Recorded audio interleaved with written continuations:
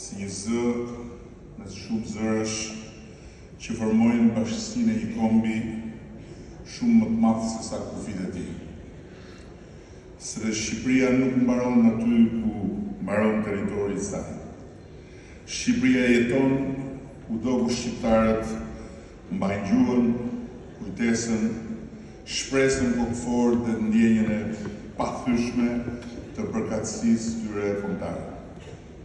Dhe sot, kur bota është më e ndërlidhur se kurrë dhe kur fjala si kur më parë vjen në qast sa hapen do syt nga një kontinent tjetrin, ju jeni zgjatimi i gjallë i Shqipërisë kudo në botë.